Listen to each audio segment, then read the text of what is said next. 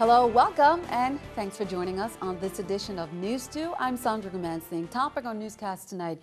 Governor John DeYoung acted on some bills last week, one of them concerning the Research and Technology Park on St. Croix. It did not get his seal of approval. According to the governor, the territory might not be benefiting from the tax breaks that some RT Park tenants currently enjoy. News 2's April Knight has more. Governor John DeYoung vetoed a controversial bill last week Friday, one that he said would have been unfortunate for the territory if made into law. It not only radically altered the policies and procedures of the RT Park, but had a general impact with respect to the government in encouraging overall economic development within the territory. The amended bill number 30-0302 protects certain tenants of the University of the Virgin Islands Research and Technology Park from gross receipts taxes and from paying their full share of corporate tax liabilities. But according to opinions from the Attorney General's office, some of these tenants don't qualify for such tax breaks. To solve the problem, the legislature amended a bill previously submitted by the governor. The amendments would protect the tax incentives to the RT Park tenants, but the governor opposed the amendments and the entire bill in the process. With respect to several of the entities that are in the RT Park, particularly the ISPs, I do not view that as one whereby these incentives given to them were beneficial to the Virgin Islands. The passage that drew criticism was the broadened definition of electronic commerce and virtual tenants, which would extend the tax benefits to telecommunications companies and internet service providers, even those not physically renting space from the RT Park. 3 of the RT Park's largest virtual tenants are Broadband VI, Choice Communications, and Innovative. According to the governor, the legislature passed the bill without full public discussion and is now urging senators to involve the stakeholders, the community, as they take a second look at the legislation. That's determined, of course, by the leadership of the Senate, but a discussion either at the committee of the whole level or at an economic development committee level, where we have a chance basically to outline exactly what the intent is. Reporting for News 2, I'm April Knight. In other news, hundreds gathered at the 2014 University of the Virgin Islands commencement ceremonies on the Albert A. Sheen campus on St. Croix. This year marks the university's 50th anniversary commencement ceremony with over 120 graduates. News 2's Shaniqua Robinson has the story. I have the honor of giving you your charge. The Albert A. Sheen campus 50th anniversary commencement ceremony took place over the weekend as over 120 graduates celebrated being a part of the 2014 true class of the University of the Virgin Islands. I first charge you to be dreamers and visionaries, to go out into the world and pursue your dreams and realize your visions and inspire others to do the same. Amongst other reasons, the true class of 2014 was considered a special class because both a mother and daughter received their degrees. Parlette Jarvis graduated with an associate degree in nursing and her daughter Stella Jarvis with a bachelor's degree in applied science in chemical engineering. Student speaker Alison de Gazon reminded the class that although many had stories of struggle, their class has hope for better leadership to take the Virgin Islands to a brighter future. I charge you, remember every word that your student speaker shared with you today, because she captured the essence of what this university is all about. The keynote address was delivered by an award-winning filmmaker, Harvard professor, and historian Dr. Lewis Gates, Jr. Gates took the graduates on an historic journey from the times of General Boto, trying reference to the fact that education is significant and sacrifice is important to excel. Along with Dr. Gates, Horace Clark received an honorary Doctorate of Humanities Letters degree for his baseball accomplishments and community service to the youth of the Virgin Islands. Every student we graduate must be academically excellent, globally sensitive, entrepreneurially focused, emotionally and spiritually balanced, and willing to serve the world. Shaniqua Robinson, News 2. Meanwhile, more than 200 graduates also walked across the stage on St. Thomas during the UVI commencement ceremony on Saturday. The School of Business produced the most graduates this year. UVI also made a special presentation to the family of David Payne, who fell victim to gun violence in 2012. Payne had enrolled in a master's program at UVI just 1 month before he was killed. David was still with us, he certainly would have been graduating this year and walking across the stage again. So in honor of his memory, we want to present to his family a cap, gown, and hood that we know David would have worn proudly today. You may kill the dreamer, but you will never kill the dream of Virgin Islanders.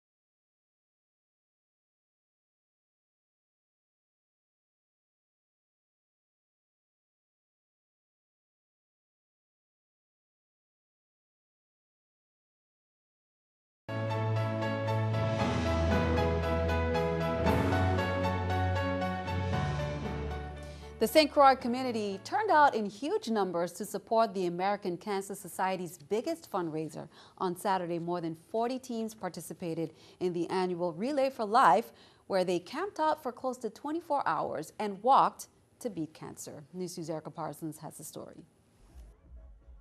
People jogged, walked, ran, and danced their way around Complex High School's track for nearly 24 hours to support the fight against cancer. A lot of our members have family who have are cancer survivors or passed away from cancer. So we try and do it in support and memory of them. 43 teams assembled for St. Croix's annual Relay for Life event this past weekend, walking laps for the cause. It's very competitive out here, very, very competitive. It's like an Olympics. You know, they get these top class runners, you know, and everybody's out there trying to get the most laps. This year's theme, Finish the Fight, All We Are One. We want the community to help us fight against cancer so we can put an end to cancer. And no matter where you come from, all of us are one when it comes to fighting cancer. Cancer survivors took their lap around the track as a sign of victory, and the luminary ceremony was held to honor those who lost the battle. This year, organizers added something new. We're going to have the fight back ceremony for the first time this year. That happens throughout the nation, but it had never happened in the Virgin Islands before. So this year, for the first time, we're going to have the fight back ceremony. Teams took turns talking about what they plan to do all year long to help save lives from cancer, which included prayers, education, encouraging doctor visits, and being a support system. And while the lights were out, the lit candles spelled out faith, a change from the usual word hope. The effort raised more than $100,000, and organizers say it's a battle that needs every hand. It's a community event that everybody should support, so if you ain't do it this year, make sure next year you do it. Erica Parsons, News 2. Now, Relay for Life on St. Thomas will be held June 21st to June 22nd, starting at 4 p.m. Organizers say it is not too late to sign up to be part of a team. Please contact the American Cancer Society at 775-5373 for more information. Helping others in a positive environment. HOPE and its board of directors, they're holding an opening and ribbon cutting of its chronic disease clinic located at number 57 Dronnigan's Gata, and that's on Tuesday, May 20th at 10 a.m. Established in October 2000 as a grassroots community-based organization, HOPE Inc., throughout its 13 years, have been successful in providing services to more than 15,000 residents throughout the St. Thomas St. John district of the U.S. Virgin Islands. Between January and December of 2013, HOPE Inc. provided chronic disease and HIV prevention services to approximately 3,000 individuals at no charge. The first annual tattoo contest was held Saturday at Pirates Tavern on St. Croix. This fundraising event, sponsored by the Crew de Croix, brought out some of the best unique and detailed body art in the territory. There was plenty of originality, from celebrity tattoos to animals, movie and TV characters, and pets. 10 contestants were judged in a runway-like atmosphere. And if that's not enough, there was also a throw a pie at a politician contest. Senator Nellie O'Reilly and Marvin Pickering became playful targets for whipped cream pies. Lucille Ball is like one of my idols and heroes, and I have every episode on DVD, and so I found this picture and I just decided to get it tattooed. Focused really hard on my target, and I'm not left-handed, but I gave it my all. Sorry, Nellie. Some great artwork there and looked like a lot of fun. Well, California Chrome is one step closer to making history after running first in the Preakness this weekend. While most eyes were on California Chrome, others had an eye on the real fun, the coveted infield. Our News 2 DC correspondent Natafa Romain made the trek to Baltimore to bring us the story. California Chrome was the talk of the town this weekend as it made its way to the Preakness to capture the second jewel of the ever-elusive Triple Crown. But for others, it was more about the experience. The glitz, the glamour, and the races. It's all a part of the Preakness here at the Pimlico Racetrack in Baltimore, Maryland. And while the races are the main attraction, there are plenty of other activities that adds to the draw. And what a draw it was. Even if you're not a horse racing fan, the Preakness is an experience like no other. Even for the folks who have attended the Preakness several years in a row, it never gets old. It's lots of fun, and you get to dress up and meet good people watching. Yeah, great people watching. And there's good music too, like lots of concerts, and you can do like so many different things. Like you can eat, you can drink, you can dance, you're partying, and you get to hang out with good people. Just the fun, the festivities, the excitement. You know, it's just a great time to bet on the ponies and hopefully try to win some money and get dressed up and have a great day. For some, it wasn't about the horse racing at all. It was a chance to see their favorite artists perform on the infield stage. There were even a few VI folks at the Preakness hoping to witness history again. Oh, I love it. I always enjoy horse racing. Now to know, last year we had a shot at a possible Virgin Islander winning it, that was very special. Then coming now, just to see that we might have a Triple Crown win and I could say I visually see it, that's what it's all about. Regardless of what the draw was, the experience of the Preakness was a great time. In Baltimore, Maryland, and Tafaro, Maine, News 2. Oh, be sure to stick around. News 2 AccuWeather forecast is coming up next.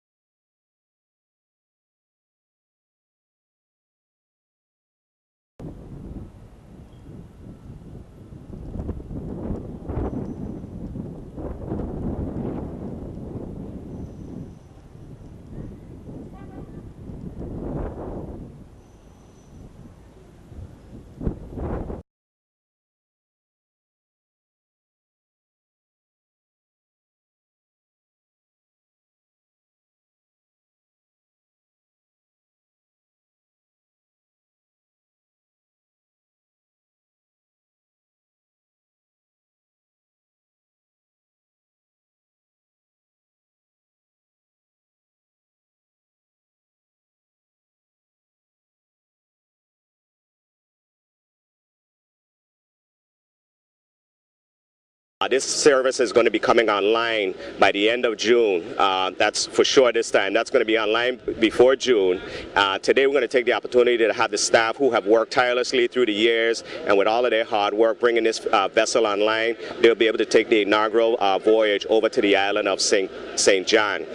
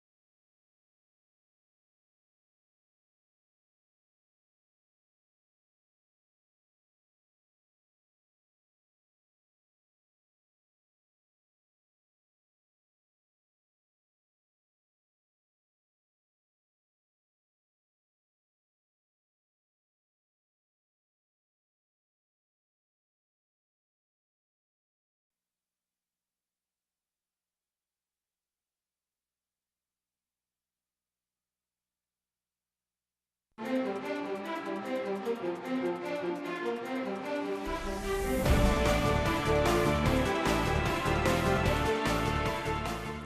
welcome, and thank you for joining us on this edition of News 2. I'm Sandra Gumansing. In our top story, 2 St. Croix women want corrections officials to address the lack of care some inmates are receiving at Golden Grove. Their family members were critically injured, but given no time to recover before being put with others in the prison. News 2's Erica Parsons has that story. Why are they under those conditions? They're treating them like animals. Family members of 5 men accused in the shooting death of 1 man and injuring a police officer are questioning the treatment of some of the men who were themselves shot. He's in BOC. He's not getting the proper medical attention. He's sick all the time. They ain't tending to them correctly. This is injustice. An early morning shootout April 19th outside Frontline Bar and Restaurant left 32-year-old Matthew Vernedge dead. Off-duty VIPD Sergeant Anthony Hector, who tried to intervene, was also shot with his own weapon, but not before firing on armed individuals. The wounded men, later identified as Lester Roberts and Larry Williams, along with Elijah Felix, Eugene Roberts, and Derek Liebert, were arrested after crashing their vehicle. Both Lester and Larry underwent major surgeries and were shortly moved to Golden Grove Prison. He was in critical condition, ICU, on a breathing machine. He came directly off a breathing machine, out for a day, and then back into prison. He was there, he got sick again, he started to vomit, he caught an infection, a cyst, and it burst inside of him. The men are being housed in the detention unit among other inmates, and along with concerns for their treatment, family members fear for their safety. The prison is not a safe place. He cannot defend himself, he cannot run. Now if a fire break out, they're going to get everybody else that able to run and walk, so what's going to happen to him? The women also have concerns about the handling of the case, and while they don't disagree with being punished for a crime, they say guilt has to be certain. Honestly, regardless of what, these guys are innocent until proven guilty. Why are they being stereotyped for a crime that happened? Nothing else ain't going on. What happened to the investigation? We come to court is being cancelled, we getting pushed around. Our main concern is him getting better. The jail is not up to par with their conditions. So to have these guys in there and not getting the proper treatment is unfair, it's unjust. Erica Parsons, News 2. BOC officials were unavailable to comment by News Time, but we will follow up with officials later this week. District Court Judge Curtis Gomez today sentenced Hector Alcenio, 43 years of age, to 30 months in prison for conspiracy to possess with intent to distribute cocaine. On December 19, 2013, Alcenio pleaded guilty to 1 count of conspiracy to possess with intent to distribute cocaine after he was arrested on July 11, 2013, and charged with conspiracy to possess with intent to distribute. Alcenio was arrested as part of the investigation of Roberto Tapia, director of the Virgin Islands Department of Planning and Natural Resources, Division of Environmental Enforcement. On November 7, 2013, he was charged in a 69-count third superseding indictment, along with 7 other defendants. 51-year-old Davidson L. Alfred was arrested on Tuesday on bank fraud charges. Alfred appeared in district court before U.S. Magistrate Judge Ruth Miller on Wednesday and was remanded to the custody of the United States Marshals Service. According to the criminal complaint filed, Alfred presented 8 fraudulent checks totaling $23,150 to Banco Popular and 2 checks totaling $6,300 to First Bank during a 2-month period of time. If convicted of the offenses charged in the criminal complaint, Alfred faces a statutory maximum sentence of 30 years in prison. The public is reminded a defendant is presumed innocent until proven guilty. Crime Stoppers would like to ask you to help make the U.S. Virgin Islands one of the safest places in the world to live, work, and raise a family. To do that, they have to make sure that no crime goes unsolved. And to do that, everyone needs to speak up. If you know something, say something. Well, starting off on St. John, police say on St. John, May 13th, they received a report of a burglary in the area of 3 ABG Cruise Bay. The burglary occurred between the hours of 11:30 a.m. and 4 p.m. The suspect or suspects entered the residence through a door and stole several items, including an iPhone and a large sum of money. On St. Croix on Wednesday, July 3rd, 2013, around noon, 17-year-old Rosalie Figueroa left her apartment in the Lagoon housing complex in Frederiksted. Police found her body the next day in a swimming pool on the north side of the island. The medical examiner reported that Ms. Figueroa died as a result of asphyxiation the same day she left her home. Please tell police what you know, to include if you saw her, what direction she may have walked, if she got into a vehicle, if she used any other mode of transportation, or if you saw her anywhere between noon on July 3rd and noon on July 4th. Please help police solve this cold case and help bring closure to her family. On St. Thomas, officers say on Thursday, May 1st, during the early morning, a man observed a group of people running while he was at Juve, dancing in the area of the Fort Christian parking lot. The man stated that he felt a sudden thump on the left side of his body. He was stabbed on the left side of his chest area. Tell police what you know about these crimes at www.crimestoppersusvi.org or by calling 1-800-222-TIPS. You can also text USVI plus your message to crimes at 274-637. Remember, if your tip leads to an arrest or the recovery of stolen property, illegal drugs, or weapons, you will receive a cash reward to be paid according to your instructions. Well, as we mentioned, May 18th kicked off the National Public Works Week. On Tuesday, Public Works Commissioner Darryl Smalls and the St. Thomas crew headed over to celebrate with DPW employees on St. John, and a similar celebration was held on St. Croix. The group headed over on one of the new ferry boats that will run the St. Thomas-St. John route. The commissioner gave a brief update before boarding on Tuesday. This service is going to be coming online by the end of June. That's for sure this time. That's going to be online before June. Today we're going to take the opportunity to have the staff who have worked tirelessly through the years and with all of their hard work bringing this vessel online, they'll be able to take the inaugural voyage over to the island of St. John. And in recognition, the Department of Public Works has closed some of the offices this week. On St. Thomas, Thursday, May 22nd, and Friday, May 23rd, offices will be closed. Also, just a reminder, on Thursday, a portion of the Fort Christian parking lot will be closed as it will house the department's fair and equipment display. Parking will be permitted along the waterfront apron. The parking lot will reopen on Friday, May 23rd. Turning our attention overseas, President Obama hasn't spoken publicly about the VA Medical Center scandal since April 28th. That changed this morning following an Oval Office meeting with the head of Department of Veterans Affairs. Craig Boswell is at the White House with details. President Obama called Secretary Eric Shinseki to the White House to discuss reports of delayed care at veterans' hospitals. If these allegations prove to be true, it is dishonorable, it is disgraceful, and I will not tolerate it, period. The president tasked Rob Neighbors, his deputy chief of staff, to oversee the VA investigation of 26 medical facilities nationwide. Neighbors is heading to Phoenix, where whistleblowers say staff kept secret waiting lists. As many as 40 veterans may have died waiting for care. I want to know what's working, I want to know what is not working, and I want specific recommendations on how VA can up their game. President Obama wants a preliminary report by next week and once again expressed confidence in the former Army general leading the VA. He himself is a disabled veteran, and nobody cares more about our veterans than Rick Shinseki. On Capitol Hill, a growing list of lawmakers is calling for Secretary Shinseki to resign. I think we need somebody new that can come in and shake things up, look at it from a new angle, and say that we're not going to accept substandard anymore for the people that have sworn to protect and defend us. The House plans to vote this evening on a bill that will give the VA secretary more power to fire and demote senior managers.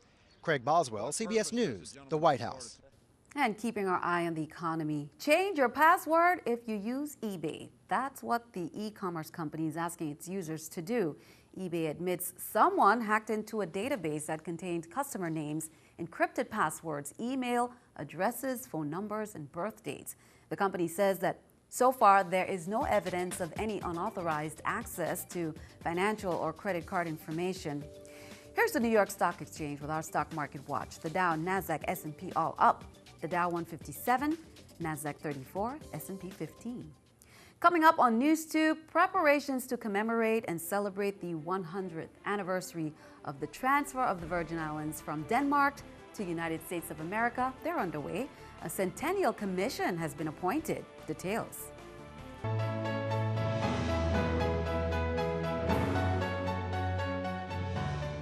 The Centennial Commission has been appointed by Governor John P. DeYoung Jr. This special and temporary commission was established for the purpose of formulating plans and making preparations to commemorate and celebrate the 100th anniversary of the transfer of the Virgin Islands from Denmark to the United States of America. News2's Shanika Robinson has that story.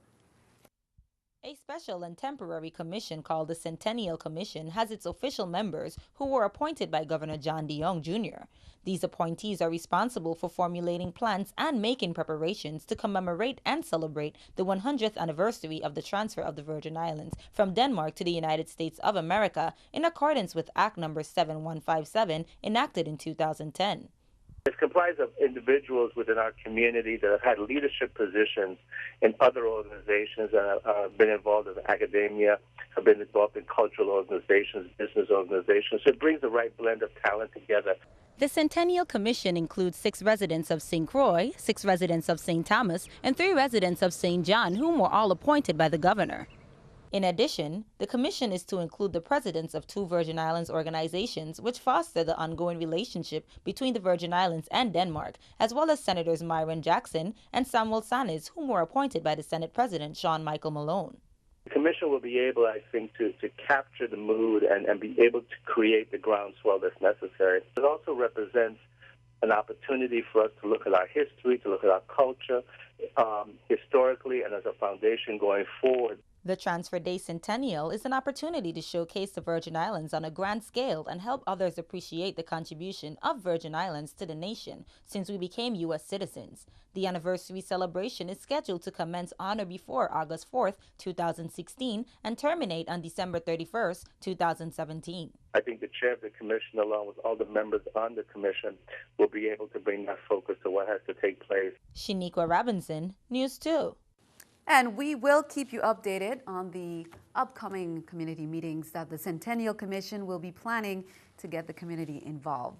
Well, meanwhile, Governor John DeYoung delivered today's lunch keynote address at the 2014 USVI Economic Development Summit, which is now underway in Atlanta, Georgia. Presented by the Alliance, a collaboration of Virgin Islanders with ideas around economic and community-based initiatives. They are based in the Washington, D.C., Metro, New York City, and St. Thomas. The aim is to give Virgin Islanders on the mainland a venue to engage with VI leaders. So when I sit back and I think about the 21st century and the diversification of our economy, we will have hotel development. We will have cruise ship growth. We will have marinas like we've never had marinas before because we're on the water, we're in the Caribbean, and we will get the federal law change. We have an EDC program and an RT Park program that will attract businesses, whether it's from 5 employees to 2 employees, but offer opportunities. We will have large companies that will come, but we'll have Virgin Islanders who are entrepreneurial enough to see the opportunities in those companies, to step out or to take advantage of them going forward. We will have public corporations that recognize that they can no longer do growth by borrowing, but by establishing public-private partnerships where they will leverage. And we'll have more from the address. Also, be sure to tune in to News 2 on Tuesday. We'll have a wrap of the 2014 USVI Alliance in D.C. with highlights and interviews from those in attendance. The Department of Mental Health hosted a support training session Tuesday. Volunteers from the local chapter of the National Alliance on Mental Health, or NAMI, talked about the challenges of caring for someone with a mental illness. They also discussed NAMI to get an answer to getting help, as an answer to getting help and information to help with caring for that loved one. They never really get dealt with the way they need to. They go in and out of the hospital with their little bouts, and yet there's no hope for kind of any type of independence for them. And that's what NAMI talks about, is that they can be independent. We don't have to do this dance, but people need help and family members need help, and that's what Family to Family does. In other news, the 2014 District Science, Technology, Engineering, and Mathematics Fair, or STEM, is taking place this week. It began May 20th. It's going on until the 23rd at the University of the Virgin Islands Sports and Fitness Center on St. Thomas. Students in grades K-12 from the public, private, and parochial schools are displaying projects in science research, math with investigations, video presentations, and much more. This year's theme is Designing Experiences for the 21st Century through STEM. The secondary section of the 2014 STEM Fair will take place on Friday, May 23rd. Judging will take place from 8:30 to 10 a.m. with an award ceremony at 1:30 p.m. The 2014 STEM Fair is sponsored by the Department of Education. Eulalie Rivera Elementary School is inviting the general public to its 4th annual Spring Recital and Art Exhibit. That's on Thursday, May 22nd at 5:30 p.m. in the school's cafeteria, featuring Eulalie Rivera quadrille dancers, Grove Place Weed and Seed, banjo players, junior calypso winners, and much more. Special guest, Mata Nile. Again, that's at 5:30 on Thursday. Be sure to stick around. Your News 2 AccuWeather forecast is coming up next.